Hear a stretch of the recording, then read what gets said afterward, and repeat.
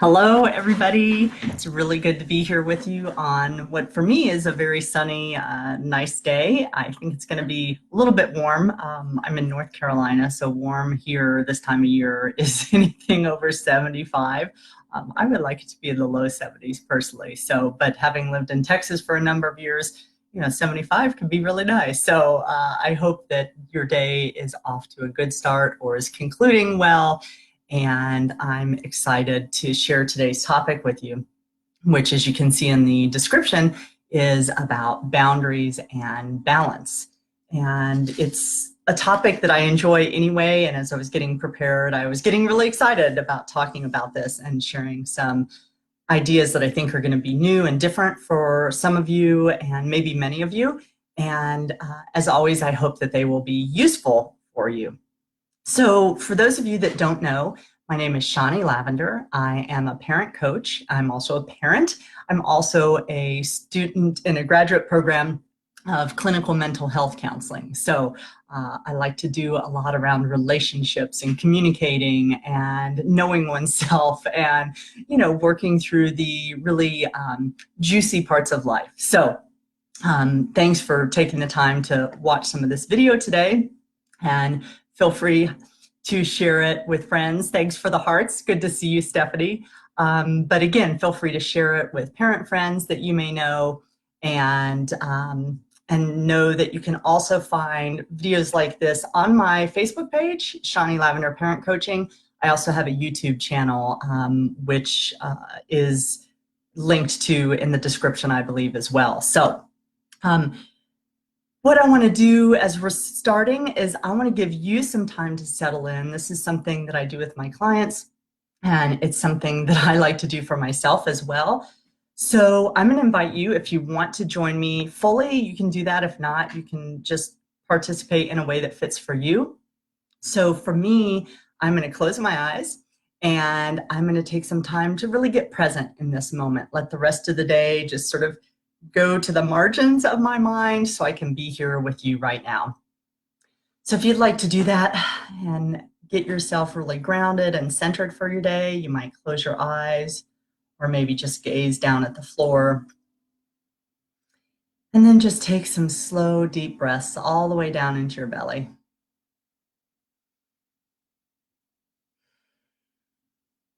And you might even find, if you're like me, sometimes I get some neck tension and some stress there holding it in my shoulders. So I'm going to bring up my shoulders when I breathe in. And then when I exhale, just really let them down. I'm going to do that a couple times.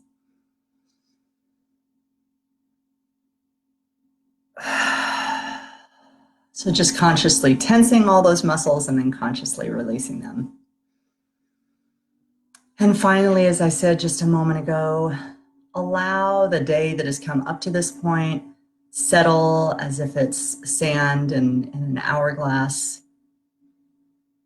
And let any parts of your mind that are trying to pull you towards the future or thinking about something that's not right here and now, just gently say, I'll get to that later, maybe. And let that settle out for a little bit of time so you can be here right now for yourself. And when you're ready, I invite you to open your eyes and come back to this present moment.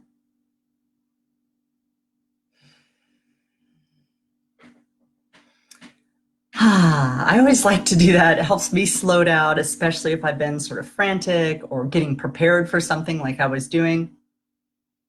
So it's a really nice tool that you always have with you. You don't have to close your eyes. You can do it in the car, just taking some deep breaths. Maybe you really squeeze the steering wheel tight for a second and you relax. Maybe, you let go with one hand and sort of roll that shoulder, whatever. But you can do that anytime you want to really come into your body and be present and let the stress that's weighing on you, just let it out a little bit. All right, so I'm going to tell you what we're going to be talking about today. So really three things. Obviously, it's boundaries and balance, but I'm going to share, first of all, some general information about boundaries. What are they? What am I talking about? Make sure we're on the same page. Secondly, I'm going to share some unconscious boundary habits that you may have. I know I have some of them, so hopefully you'll resonate with one or more and go, oh yeah, I do that some. And that's just a way of helping us see some habits that we might be in that we might want to change. And then third, I'm going to share some specific ways that you and your family and your household can handle boundaries more consciously. And the last thing I'm going to end with is I have been surveying parents recently and saying, you know, what's on your mind? What's really challenging you lately? And so I have several pages of parent questions and comments. So I've selected several of those and I'm going to read snippets of them, and then I'll give a thought or two with each one. So that's what I'm going to be doing, and we're going to jump in right now. So boundaries, when I said, okay, I want to talk about this topic, I thought important to share, what are they? So most people, and if I said, you know, type in what you think of when you think of boundaries, many people think of, at least part of what they think of, are rules. And especially when you think about a home, right? And children and families. So synonymous with rules and what behaviors are allowed by parents and what behaviors are prohibited. I feel like Dolores Umbridge when I say that, you know, what's prohibited and what's allowed, that type of stuff. But I want to share some specific thoughts about the dominant paradigm and how boundaries are framed, how they're set up. And I think you'll see when I'm talking about that, why that setup in the dominant paradigm actually makes it quite problematic and easy for us to get crossways with our children and have conflict with our children when it comes to boundaries. So the first thing that the dominant paradigm, and when I say dominant, I mean the main cultural paradigm, so it's not the conscious parenting paradigm. The dominant paradigm sets boundaries up as a battle from the get-go, okay? So, and the reason you know this is some of the language that you hear around boundaries, about kids pushing boundaries, testing limits, right? So it's like they're pushing. Now, I'm not saying there's not truth to that. It's the language, though, that's used with the pushing and testing, okay? Pushing your buttons is another bit of language you'll see. Backtalk, defiance. So again, I'm not saying there aren't behaviors that happen and things that go on, and yet it's that language, it's that framing that sets us up then to feel like we're in this battle situation. It's us versus them with our kids. The other piece of this dominant paradigm that we see is that boundaries are set up. It's very clear who's right, quote unquote, and who's wrong, quote unquote, because it's saying that it's the parent is right. They know what should be happening. They know the way that things are supposed to be, and the child is the one that needs to conform. So as a conscious parent coach, you could sort of guess maybe how I might come out on that. And it doesn't mean that the child's supposed to be in charge. Some people get really confused, and that's sometimes language you'll also see by people who want to say boundaries are important. You know, we have to have these boundaries. That then they throw out this idea that if you don't have boundaries, the children are going to be in charge and they'll be confused. And no, that's not what I'm saying. So simply noticing that that dominant paradigm is setting up that's either or, it's a battle, and the parents are the ones who are supposed to set it all up, and they know they're the authority, and the kids are supposed to follow. So the other thing about boundaries in the unconscious dominant paradigm rather is that it really sort of defies reality that, guess what, as a parent, you don't get to control your children. That may be a newsflash for somebody out there, but it's true. We are not in control of our children. We never have been. We never will be. They're an autonomous human being. Now, when they were babies, infants, yes, we made most of their choices, but they were the ones who knew when they were hungry. They communicated that to us, those types of things, but we really don't ever have control over them. And that's a dominant paradigm myth as well, is that you control your children. You don't. And good luck with it if you want to try it. That's a big part of where the misery comes in, is when we try and control our children, our spouses, you know, other people. The other thing on the dominant paradigm the way it's set up, often boundaries, then what happens with boundaries, there are either the new word that people like to use is consequences, but it's really usually a euphemism for punishment. So then there's punishments or rewards.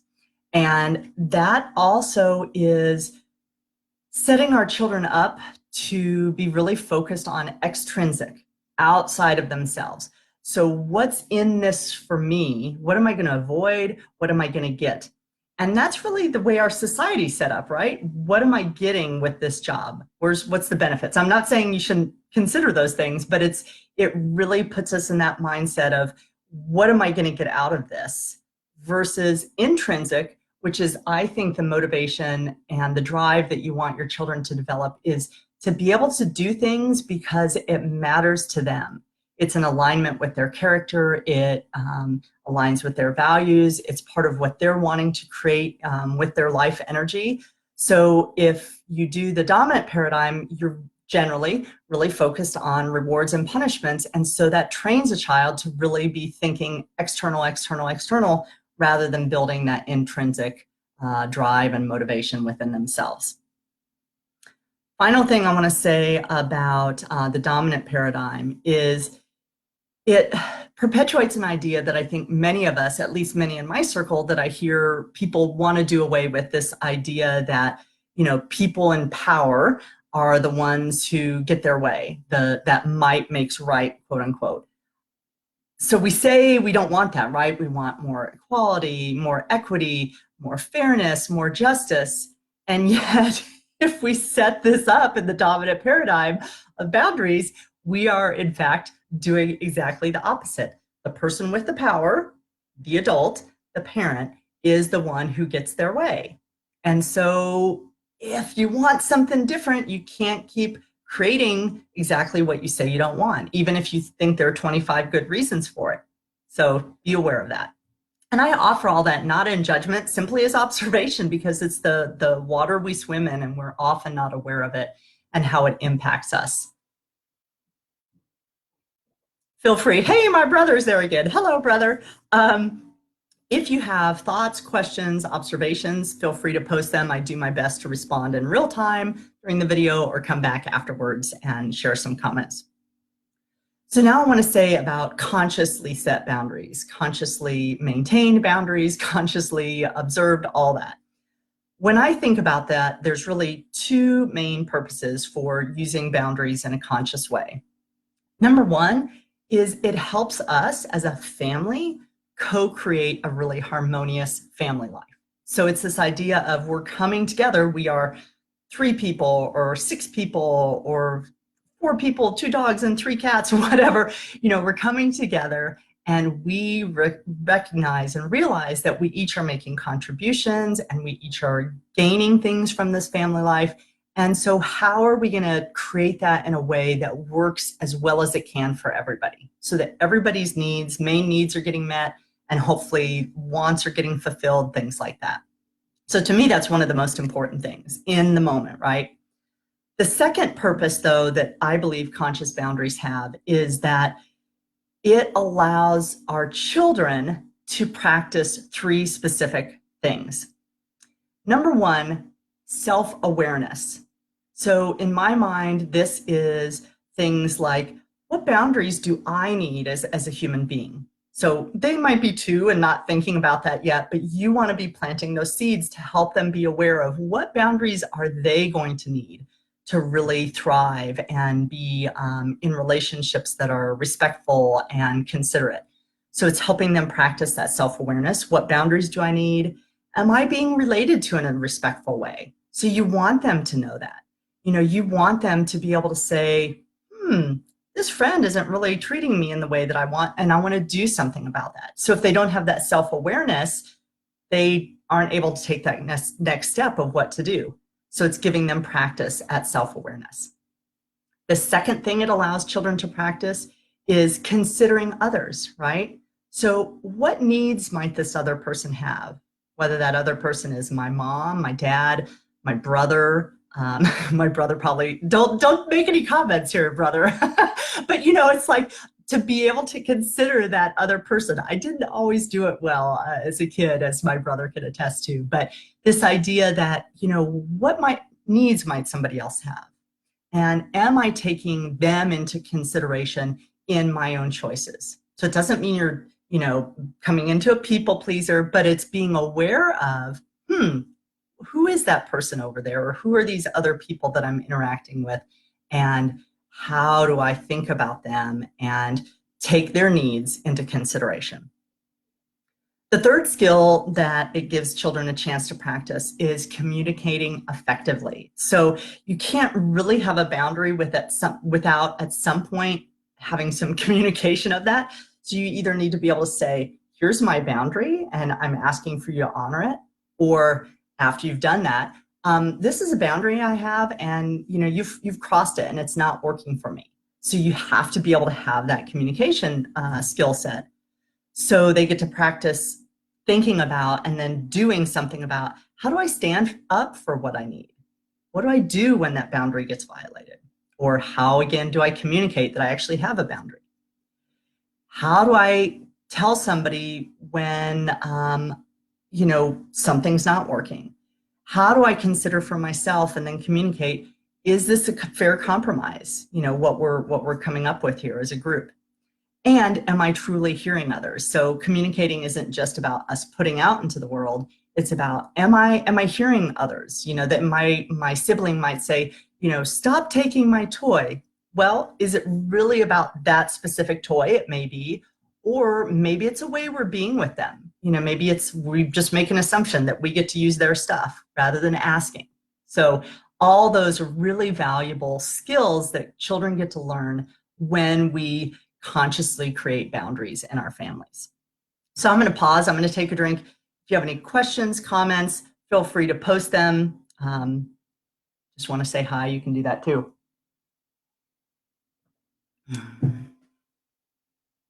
I'm going to scratch my ankle is what I'm going to do because I got an itchy ankle. I think I got bit by something yesterday. All right. So now I want to talk about some unconscious habits that you may have. And again, I have some of them and I've had some of them. So these are not judging, saying, oh, you're a bad person because you have them. Not at all. It's simply observing that most of us have one or more of these habits that we've carried over from our own upbringing that are probably getting in our way of doing boundaries in a conscious way with our family. So the first one, and these are just in random order, so they're not really in a hierarchical order. First one is not setting them, but having expectations anyway. So this might be your thing if you really want your kids to help clean up, but you don't really talk about it. Or maybe you talk about it in sort of this way afterwards, like, well, nobody else cleans up around here, or I'm the only one who ever does such and such. That is not communicating a boundary. That's being passive aggressive. That's not saying directly, here's a boundary I have for the way I want to be treated or how I want us to live together. That's communicating a boundary. But if you don't do that, if you're not explicitly saying, here's a boundary I want, or here's a boundary I have, but then you expect people to honor it, that's an unconscious habit. Another one is you might set them. So here's this boundary. Okay, here's my boundary. And then you don't follow up. So that might look like, it gets crossed and crossed and crossed. And maybe you do follow up, but it's in an unhealthy way. That's another option, variation of that, right? So boundary gets crossed, I don't say anything, and then I blow up, or I pull away because now I'm going to show you, you shouldn't have done that to me. So all those things are some habits that we get into around boundaries. Another one is being unilateral or one way. So this can look like a couple different things. So that might be in your household, only parents are allowed to set the boundaries. And so it's like the parents, here's the rules of our house, and this is what we do, but the kids don't have any say in it. Now, again, if your child is 6 months old Okay, they're probably not actually having a literal say in setting the boundaries, and yet you can actually playfully think about, well, what would my child want? You know, if my child could actually say what boundaries he or she wanted, what would they ask for? So you can actually even give a child who doesn't yet have a voice in the same way, a voice in setting those boundaries. The other piece of this unilateral or one-way boundaries is that you might expect things from your kids or your spouse that you don't do so well yourself. And examples of this might be making your kids apologize, but you don't really apologize. It might be excusing your own unhealthy food choices, but then really getting mad at your kids when they don't, quote unquote, eat well. So again, no judgment, simply an observation that we have these ways of doing boundaries that are not the most beneficial for us or the people that we're in relationship with. The fourth or fifth, I should number these, I put letters with them. So letter D is having unrealistic or highly demanding boundaries. Now, one of my examples of this happened in my own childhood. I remember very distinctly that I was told to clean my closet, and I cleaned it. And one of my parents was very unhappy with the cleaning I had done. And so I had a consequence, AKA a punishment, of writing a paragraph on why my closet wasn't clean. Yeah. So anyway, with that, I remember writing, and I still have it somewhere in some bin stored away, that no, my closet was clean. It wasn't the way that parent exactly wanted it, but it was actually clean. You know, it was organized. So that's an example of sometimes we have our own particular, and again, no judgment, you can have it. But if your thing is about, you know, the towels hanging in the exact certain way in the bathroom, and your child doesn't yet put them up like that, but they do hang them up, then that's your thing to go square it or do whatever you want with it. That's not something that's really reasonable. That's about your thing getting met by somebody else's behavior. That's a boundary then that you get to work on. That's different than, you know, my kid throws the towels on the floor all the time. Then that's different. You can say, hey, we really want to have things, you know, hung up so they can dry, whatever. You get to set that, but be aware of that unrealistic or highly demanding boundary habit. And the final example that I have of an unconscious thing, and I'm going to use my own example, and this was where I did something that was not really very cool. It's really making your child or your partner or somebody else responsible for your being respected or having your needs met. And here's the example that I'm going to give. Hopefully we'll make it really clear. So I was sitting at the same place a couple nights ago, and my daughter was very animated, and she kept sort of singing a song, and she was right next to me, and I was focused on doing something else. And I, because it's part of the way I'm wired, was getting sort of rattled by that. It was like, okay, this is unsettling me. And yes, I could say, well, this is my space. I was here first. You know, you can do all those things. And yet, one of the things that's really important to remember about a boundary in terms of your own well-being is that if it's not working for you, what's happening, rather than keep trying to make somebody else do something or not do something, then you have autonomy. So get your butt out of your chair, which is what I should have done at that moment, and say, you know what, and not out of resentment towards her, just simply like, I'm not getting what I need, and so I'm going to remove myself from the situation.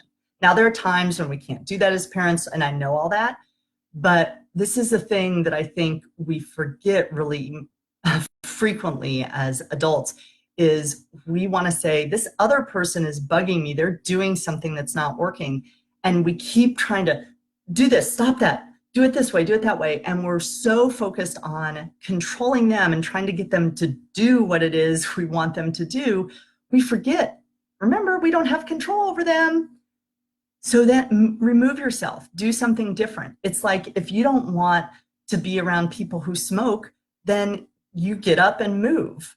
You say to somebody, hey, you can't smoke in my house, those types of things, but you don't just keep getting mad at them and say, stop doing this thing you're doing. You remove yourself, you change your environment. So again, that's one that I see a lot of people do and waste a lot of energy on trying to get somebody else to do it so you have it your way. And again, your way is fine. I'm not judging it. Just be aware that if you keep pushing, you're wasting a lot of energy trying to control something, someone that you have no control over. So control yourself. All right, so I love seeing some yay, thanks for hearts. I saw some cry emojis, so I hope I'm not making you cry out there, but thank you for the feedback. Okay, so those are some of the challenges, some of the issues, right? So now I want to talk about what do you do, what can you do, not what you should do. These are ideas, so play with them, experiment, see what works for you. If you want to really have a conscious, boundaried family life, what can you do differently than you might be doing now? You can set boundaries together. So again, I said earlier, maybe you have a 6-month-old. You can still say, what would Sally want from us? And think about that. What might she say? But even with young children, I strongly, strongly encourage you to ask them, how can we be with each other in a way that's going to help us have fun as a family, love each other, feel safe, feel respected, feel included. Have that conversation, and it doesn't have to be one big conversation. It can be talking about it in context of other things. Most children, if they're in school, they will have some kind of school rules, group norms, things that they've agreed to as a classroom. So you can even bring it in that context. You can say, hey, what at school do you all do when people yell at each other? Is that okay? And it's, again, not judging, it's having a conversation about it. So have that conversation and really listen, right? As parents, it's like, listen, kids are really wise. And so hear what they have to say and ask for specifics. Like, well, what would that look like to you? Because kids might say sometimes too, they might be like, it'd be really great if we could have dessert every night, or, I never have to do anything. Okay, cool. Yeah, I'll take that. But then maybe you say, great, that sounds really fun. Maybe we can do that every third Friday. How about most of the time? What can we do? So play with them, be light. It can be a really fun conversation, and, you can really get a lot of juicy things from them. The other really cool thing about when you have that conversation, when they're co-created, it is much more likely that your children are going to want to be on board with it because they had a say in it. It's this idea that when we create something, we have more ownership for it, rather than it's just, here's the rules, here they are, there's the TED. So get them involved.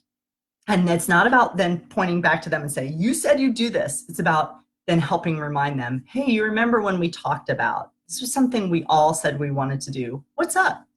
Because they're human. They still want to do it, but they get cranky and crotchety and, all kinds of other things, overtired, overstimulated, just like we do.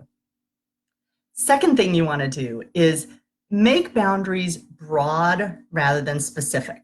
And you can, again, use all these, experiment and see what works for you. But I think that it's more likely for boundaries to be honored when they're broader than when they're really specific. Because in part, it's like, that's just tiresome for everybody. Like, did you do that to the letter? Did you dot your I's and cross your T's? Just a little much. We're not at a military academy here. We're living family life. So that might mean everybody contributes during the day to helping the family run smoothly, helping the household run smoothly. So that might mean that one day your child empties the dishwasher. Maybe the next day or a couple days later, they don't empty the dishwasher, but they create a little skit to go along with dinner. And I'm not saying that you have to accept a skit in place of emptying the dishwasher. I am saying, though, when things are broad, it helps people have some more creativity and flexibility about how can I be a contributing member? What can I do to share my own gifts and my own talents with the family? Um, but it also just gives you all some leeway because you're probably going to have times too where maybe you don't want to do this one specific thing, but maybe you really can read to your kid a lot that day, but you just didn't want to do laundry. Cool. You still contributed. You may not have done that specific action. I'm going to pause for a minute. Vested interest. Yeah, exactly, Jason. And thank you, Amina, that you to Sharon, that you're right in the middle of this. And feel free if you want to share any more about what you're feeling challenged around, or if there's anything I could support you or other parents on the video could support you with. The next thing that I want to invite is, instead of punishing boundary crossings, okay, because that, again, it doesn't set up good dynamics. And yet you do want to have this idea of, hey, we agreed to something, or we said we're going to be this certain way and we're not, whether that's me as the adult acknowledging that, oops, I didn't keep my word, or helping a child see, or them owning that they didn't keep their word. Talk about boundary crossing. So make this another conversation. I'm noticing that, blah, blah, blah.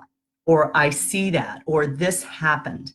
So be specific. And it's not about you did wrong. It's noticing, this is what I notice. That didn't really work for me, or that didn't feel good to me. Have those conversations so that, you're setting a tone of, it's going to happen. We all know it. And we're going to come together and we're going to work on it. So nobody has to be scared. Nobody has to get defensive. We might still feel scared or get defensive, but you set that neutral tone and say, we're gonna deal with this. We're not going to pretend it didn't happen, except maybe sometimes, again, it's just so minor you don't, but you acknowledge it's worth our time and effort because it's a boundary, and we're going to do it in a really thoughtful, conscious way with each other. The next suggestion that I have for creating a conscious boundary life with your family is to teach and learn, because most of us need to learn these skills ourselves or practice them a little bit more, some skills of compromise. I want to say here that giving up is not compromise. Now, we sometimes say the language of giving in. So be aware of that. Like, you might be a type of person who, based on your own history, you maybe do a little bit of a martyr. Again, no judgment there, where you ask 5 times for somebody to follow through on something, and then finally you do it, and you have lots of, quote, legitimate reasons, right, for doing it, and yet then you're mad at them, and yet you're the one who, for whatever reason, didn't do the real follow through there. And again, I really relate to that one, right? And so I get to be mindful, or as a parent, you get to be mindful of, wait a minute, how do I know when I want to compromise? How do I know how to compromise? What does that actually mean? What does that look like? How do I help my child understand why I made this decision?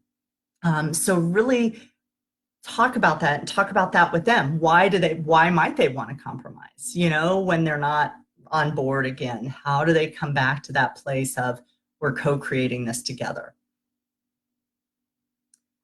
Next tip is, notice how and when you, or in my case, me, right, as the adult, notice how and when you do boundaries unconsciously. So again, we all do it. We all have our habits. I'm a recovering people pleaser and a perfectionist. So I have my own ways that, even with practice, I fall back into the old unconscious habits. So you really are going to be served by learning, what are your unconscious habits? What are the beliefs you have? Oh, if I don't do this for my child, they're not going to love me. Moms have that, dads have that. If I don't make them do this, they won't be responsible. So look at those, get underneath to find those beliefs too that are driving that external behavior of when you go unconscious with boundaries. And my final tip for you is when things are not working, when boundaries are getting crossed, rather than, again, being more like a king or queen or a despot, whichever you want to think of it, rather than saying, here's the consequence, aka punishment, have a conversation. If there really is something that actually needs to happen, have a conversation with your child. Hey, here's what happened. Here's what I noticed. What do you think seems fair? Do you see it the same way? Now, I'm not saying they're always going to say, yeah, I totally agree with you. Oftentimes, though, when you give kids that opportunity, when there has been something that's gone awry and a boundary's gotten crossed, they do own up to it, especially if you set that way of being with each other that's respectful. They're like, yeah, I didn't follow through on that. So actually, you know what? I'll empty the dishwasher tonight because I didn't do this other thing I've said that I will do consistently. I didn't do it earlier. So have that conversation with them rather than you imposing, here's what's going to happen now because you didn't do this thing. The other piece of it, be aware of many families, what happens is there's only consequences when the child, quote unquote, misbehaves or crosses a boundary. So that right there tells you that it's not set up consciously, because if it's a boundary, then we all get to have both sides of it. So be aware of that. No judgment. Notice it and say, yeah, why is it that it's sort of set up this way? That's another reason, personally, in my mind, that not having consequences, these idea of here's what's going to happen if you don't do this thing, really makes sense, because then you're really going for it each time you're talking about it. What makes sense in this situation? What really happened there? Why did a boundary get crossed? Was it was it somebody's willful, like, I'm not going to do this because I don't want to, participate in this family? Or were they having a really rough day and they were just over it, or you were just over it and you just were not able to be at your best? To me, that's much more, it might not be the way, quote, life works. Things aren't always, quote, fair, right? That's that old paradigm idea. And yet you don't have to emulate, quote unquote, the real world. Frankly, I think there's a bunch of things in the real world you wouldn't want to emulate, maybe most things in your family. But when you have this idea of we figure it out together when things aren't working, I think you're going to see that it's smoother for everyone. People feel more respected. So even if there's no, I used to get sent to my room. That didn't work well for me. I get that it was common and it's what my parents did, but I then had this sense of I did wrong. I'm this bad kid. And also, though, I had resentment against them, right? Doing something to me. If I have that ownership again, and yeah, you know what? I did talk to you in a really disrespectful way, Mom. I might choose, hey, I would love to have some one-on-one time with you, Mom. I'm actually sort of feeling disconnected from you and feeling out of sorts. And actually, I could use your ear to share some of my preteen angst with, whatever. I'm going to be much more connected to you as a parent. I'm going to be much more on board with wanting to get back in harmony with you. So there's just so many benefits. I could go on, and I could, because I'm a talker, but I won't. So I'm going to share some of the parent questions that have come up and been sent to me. But feel free, if you have questions or comments that are related to the talk so far, feel free to do that. Bobby, thank you for your comment. My pleasure. All right, put my glasses on because I can't see small writing anymore. Okay, so these are, again, feedback from parents on my mailing list in my communities, where I said, what are you struggling with? What are you challenged by? So I'm going to read a little snippet of what they said, and then I will give a comment or two about some ideas that I have. So the first one, sibling conflict. The fighting and negativity that happens between my children is overwhelming sometimes. I would love for my children to take more personal responsibility and think about their words and actions first before saying/doing or hurting others. So yes, most of us, right? Yeah, we want our children to get along. We want them to love each other, to treat each other kindly, all those things. And they do too. Guess what? Even though they sometimes don't, they do too. All people at their essence want to get along. We are social beings, and it feels better for all of us when we're in harmony. That being said, part of the boundary here is, and I shared an example in one of my other recent talks about this, that I have for this parent is to really think about how can you, as the parent, help your children find the ways that they want to relate to each other and find how they can manage that relationship themselves rather than you being the intermediary all the time. Because in part, when you're the intermediary, and sometimes kids do need an intermediary, they need help with practicing skills, with cooling themselves down, emotionally. So all those things, I'm not saying you just go laissez-faire, you all just handle it. And yet this is something you want to think of as a boundary of helping them maybe set some agreements with each other. How do we relate to each other as brother and sister? How do we share our stuff? How do we negotiate, time in the bathroom when they're tweens and teens, right? Whatever it is. But you might want to facilitate that conversation or check in with them and say, I'm noticing that this is what I hear from you two more frequently lately than normal. So it might just be planting that seed, but it doesn't mean you have to be the one. That's about having that sense of they're creating it. You're a support, but let them create it and help them create it. Ask them, how can I help you all have the relationship that you want with each other? It could be as simple as that, at least as a start, right? All right, next one. We are having trouble with our 3-year-old listening and refusing to do simple tasks like tidying. He blanks us completely or refuses when we are persistent. It really triggers me because I'm a very tidy person, and with a smaller child as well, I just feel like a slave to them.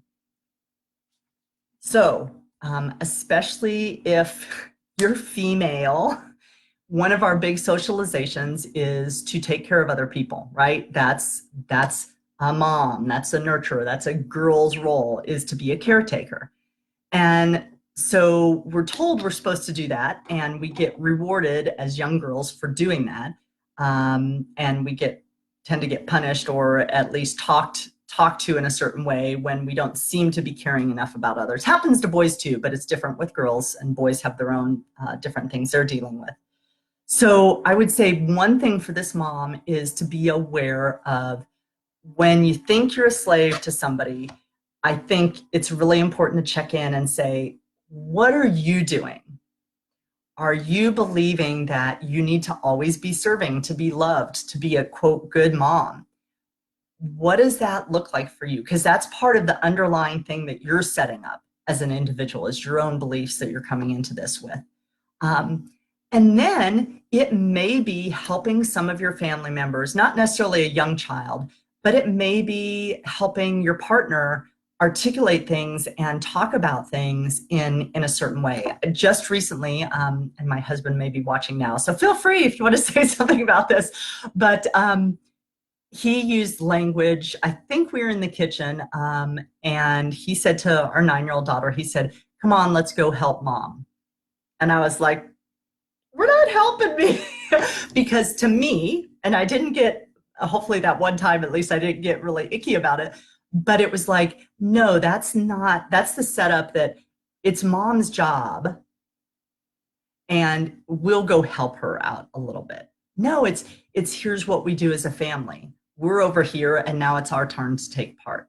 So it's not a judgment like he shouldn't have said it that way. It's just be aware that you might end up wanting to have conversations with your partner about, did are we doing it in a way that makes it seem like somebody is the one whose job this is around the house? Or, it's really better when mommy does things because she's better at it. Maybe, but you want to help create a different setting in your family. So I would suggest this mom, again, look at her own stuff where she might be playing into that, oh, I'm a slave, I have to, take care of them to be worthy. And then also look at, are there some things she wants to communicate to other family members to say, hey, can we set this up differently so it's not sort of already pigeonholing me in this caretaker role or the cleaner role.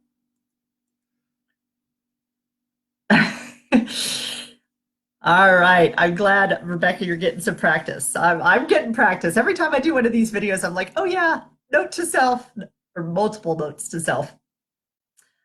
Okay, next one. That's a similar one. Oh, I wanted to do this one. Getting kids interested in schoolwork with all the distractions of home. So this is one I think that's really quite particular to this time of pandemic, but I see it in regular everyday parenting, is helping your child navigate that place of what other responsibilities or commitments do they have in the world, and whose commitments are those? Are they theirs? Are they yours? What's the outcome? Are they invested in what the outcome is? So this is one that I think can be really challenging for many families because we get our own stuff mixed in there very frequently about achievement, showing up in a certain way in school, having our kids do good so that we feel good about ourselves. It's an unconscious thing, but we all, I will venture to say that we all actually want our kids to be well-liked, well-respected, not just for themselves, but because part of us then says, oh, I must have done a good job as a parent. Okay, now I can pat myself on the back.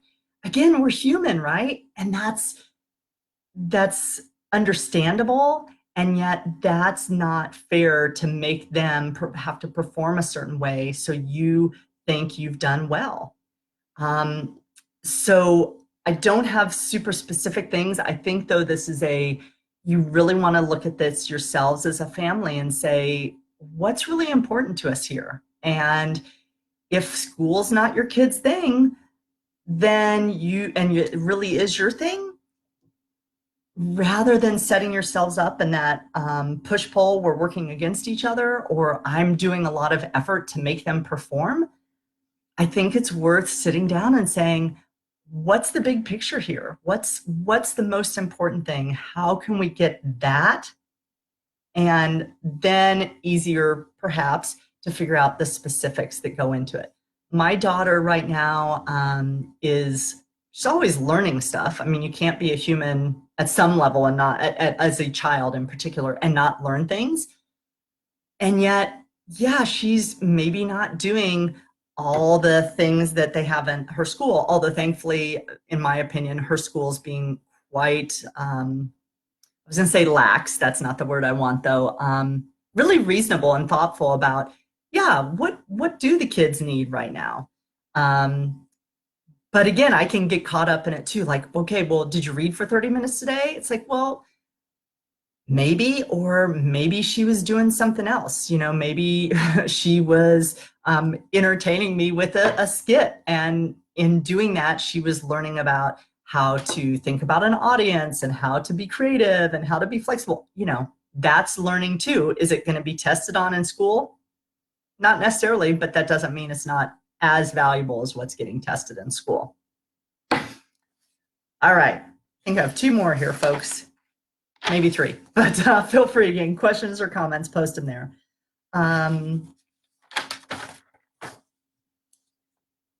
When I implement a boundary, my daughter says I am cruel, testing her badly. She doesn't, or don't that I don't like her anymore, and that she thinks she's stupid.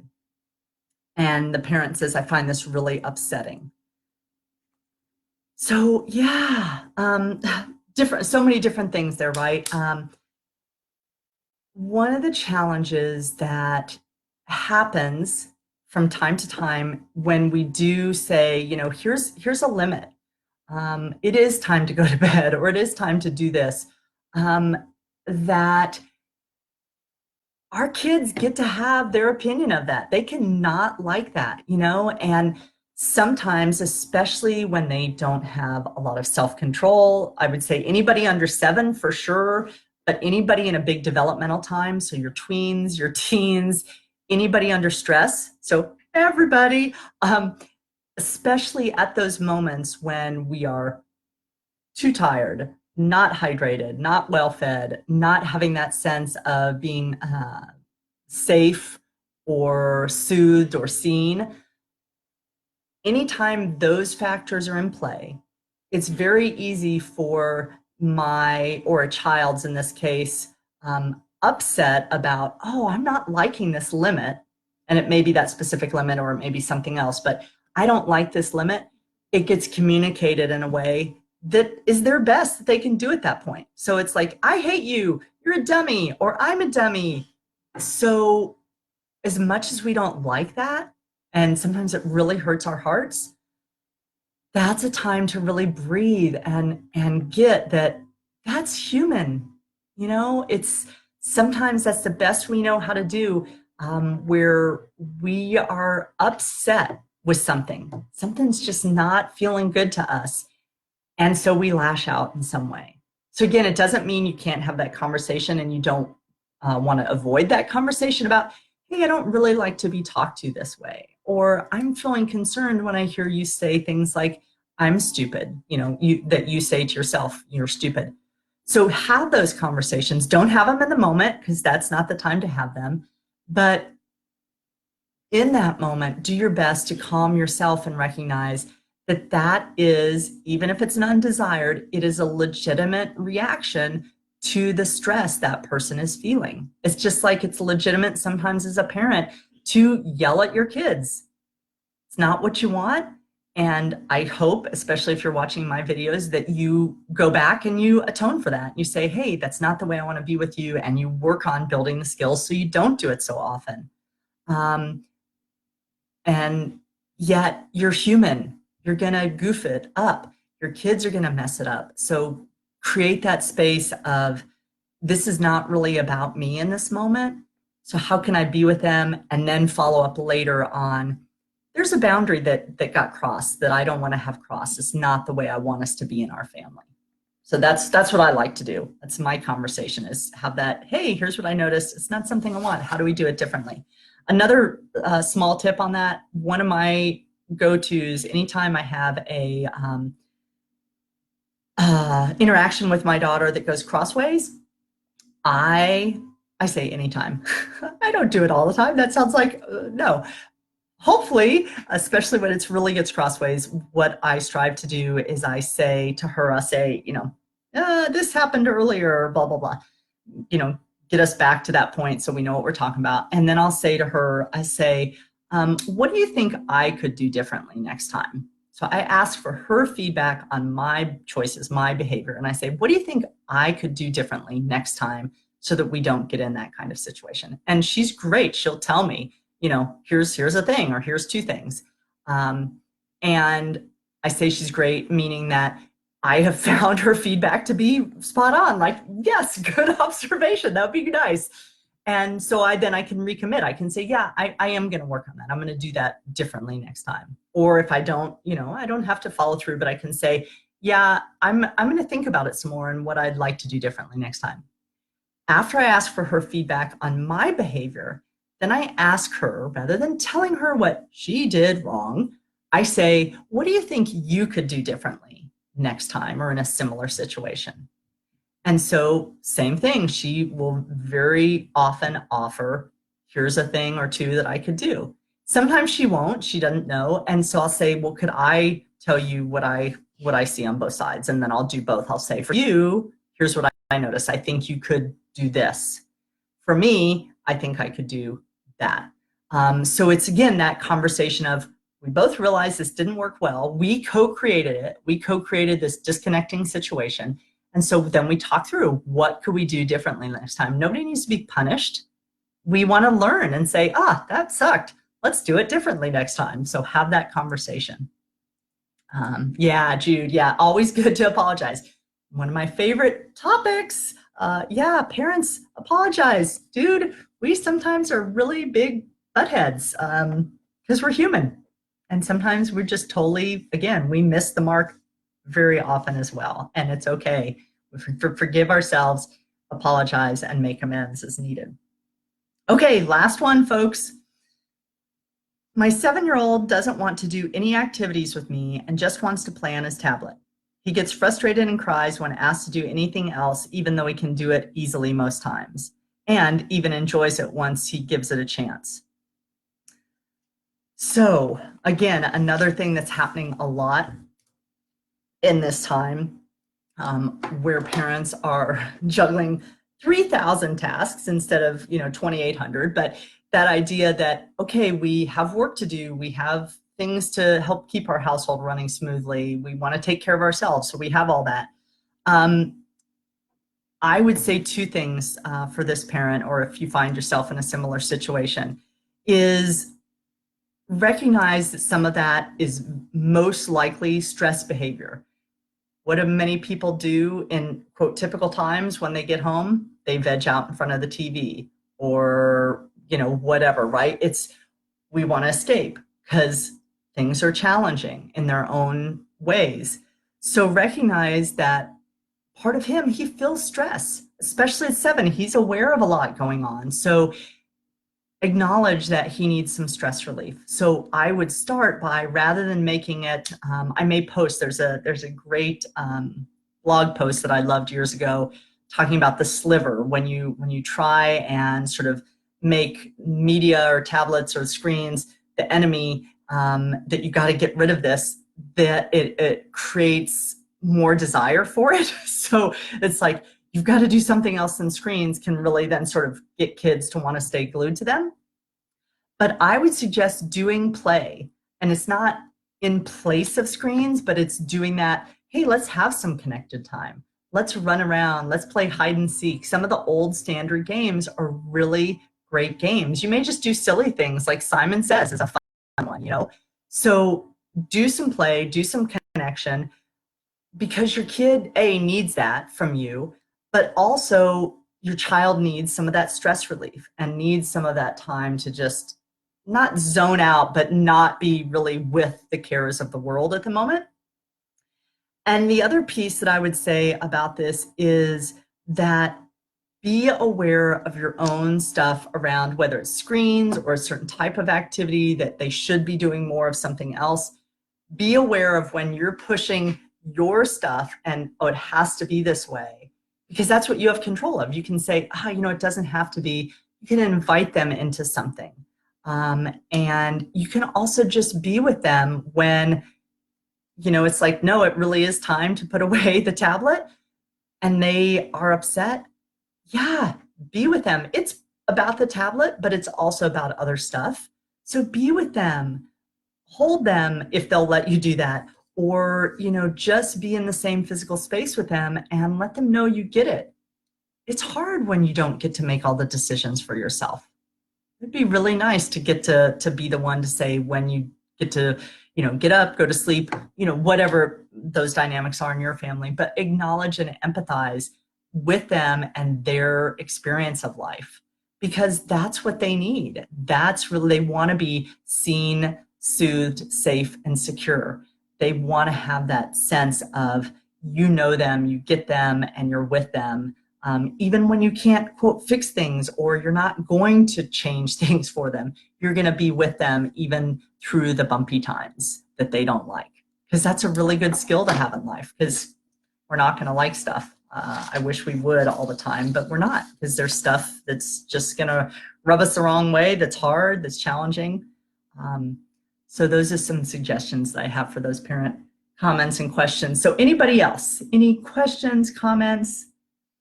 I'm going to pause because I know there's a little bit of a lag. Or you also type like me and it takes you a while to type. Thanks for being here with me. I always appreciate it. Thank you for sharing this video. If you have parent friends, please share it. I would be so honored to have you do that because I think we all need more support. It's parenting is, there's no manual and we're bringing up forward stuff that doesn't work. So how do we unlearn that? How do we learn new things? So thank you for being with me today. All right, I'm gonna tell you a couple other things and then we're gonna close up. You can, if you liked today's video or you found some useful things in it, please like Shonnie Lavender Parent Coaching, and then you'll be informed of when I am live. So that's a good way to do it. You can also join my email list by going to my website, shonnielavender.com. You can follow me on Instagram, here on Facebook. I do have a YouTube channel, so that's youtube.com/C as in channel /Shonnie Lavender. So all of that you can spell from the information above, but youtube.com/C/Shonnie Lavender. You can subscribe there. So if that's more convenient for you, I usually download these Facebook Live videos, and within 3 to 5 days, I put them up on my YouTube channel. So you can find them there as well. I think that's all I have to say. Oh, I put some other things up in the link. If you could use some support on parenting in a conscious way, letting go of those old habits that you learned and you're ready to unlearn, you can always reach out and schedule a complimentary conversation with me about what coaching looks like, how I might support you. There's a link above for doing that. And also I have a wonderful group on Facebook called the Conscious Mom Circle. And dads, you are welcome too. There's just a few dads. It's about 3,900 people from around the world. But it's a great community to be there, get some support from people who are striving like you to parent and live in a conscious, loving, and connected way. So the link is up above or down below, depending on what kind of device you're working or you're watching from today. So that's it for me. I'm going to head out into this lovely sunshine, and I wish you all a really wonderful day. And thank you again for making time to be with me today. And also thank you for doing the best that you know how to do to live and parent in a conscious way, including on boundaries and balance. Thanks so much, everybody. Have a great day.